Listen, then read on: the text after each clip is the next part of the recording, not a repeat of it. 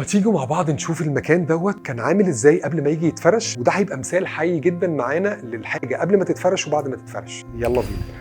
وده الريسبشن اللي موجود معايا قبل ما نيجي نجهز الانتريه او قبل ما نيجي نجهز شويه البانوهات والبراويز اللي احنا جينا اشتغلنا فيها. الريسبشن اللي موجود معايا احنا وظفناه، ممكن نحط فيه قطعه واحده وممكن نحط فيه قطعتين. طب ازاي استغله في قطعه واحده وازاي استغله في قطعتين؟ احنا تحت كنا حاطين الكنبه هنا في النص، وكنا حاطين الكنبه الثانيه والاثنين فوتيه والزرعه اللي كانت موجوده في النص. احنا ممكن نستخدمه بشكل تاني خالص، ان انا هجيب الكنبه الكبيره هنا والكنبه الصغيره هقربها شويه في الاتجاه ده، والاثنين فوتيه هيتوزعوا هنا ما بين العمودين. والجزئيه الثانيه بالنسبه لي اطار اللي انا كنت عامل فيه البانوهات، ممكن اجيب كنبه صغيره انتيكس واحط جنبها اثنين فوتيه صغيرين بترابيزه في النص او بترابيزتين اركان مع فازه زرع، بحيث ان لو معايا ريسبشن زي دوت عايز اعمله قطعتين نفس المكان اجي احط سفره، هعمل هنا كنبتين واثنين كرسي نفس المكان برضه، والجزئيه الثانيه هستخدمها معايا سفره. بس السفره مش هينفع اخدها سفره كامله، مش هينفع اخد بوفيه وترابيزه ونيش. ممكن احط نيش في الجزئيه الصغيره وليكن يكون 1.20 سم لحد الكوبس، واخلي بالي جدا وانا بتفرج على اي حاجه لازم يبقى النيش قبليها وفي وشها احط السفره، بحيث يبقى انا عندي اللاين دوت استخدمته نيش وترابيزه،